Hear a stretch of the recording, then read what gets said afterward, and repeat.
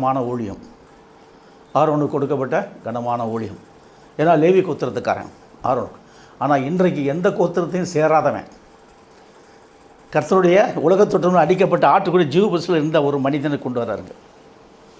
அந்த மனிதனை கொண்டு பூலகத்தை நீதியாக நியாயம் தீர்க்கிறார். யாருடைய நாமத்தில்? சிலுவையில் அடிக்கப்பட்டார் அவருடைய நாமத்தில். இந்த நாமத்தில் வந்தான்னா தப்பிச்சா, வராட்டினா இங்கேயே நியாய தீர்ப்பு முடிஞ்சு போச்சு. உலகத்தில் நியாய தீர்ப்பு அந்த ஆத்மாக்களுக்கு முடிஞ்சு போச்சு. ஏன்னா ஏசுன்ற நாமம் சிலுவையில் அடிக்கப்படல, ஆராதனைக்கு நாமம் கிடையாது. 2000 வருஷமாக மோசமாக்கிட்டான். இப்போதைக்கு இந்த சத்தியத்துக்கிட்ட ஓடி வந்தாங்கன்னா எல்லோரும் தப்பிப்பாங்க. இல்லாட்டினா என்ன, அது ஜட்ஜ்மெண்ட்டே அவங்களுக்கு கிடையாது. ஆட்டோமேட்டிக்காக வாருங்கள் பிதாவினால் சபிக்கப்பட்டவர்களே, உங்கள் உலகம் உண்டாத முதற்கொண்டு உங்களுக்காண்டி ஸ்தலத்தில் பொங்கல் சொன்னால் எரியும் கந்தக்கடை தான். அப்படி கையை நீட்டினா மொத்த பேர் கபாகன்னு போதும். அப்படி நீட்டினா போதும், வல்லமை போய் தள்ளி விட்டுறோம் எல்லாருமே. அப்பேற்பட்ட வல்லமை உள்ள தேவன் அவர். அப்பேற்பட்ட வல்லமை தேவன், அப்பேற்பட்ட வல்லமை உள்ள தேவன் அவர். யாரையும் யாரும் மடக்க முடியாது.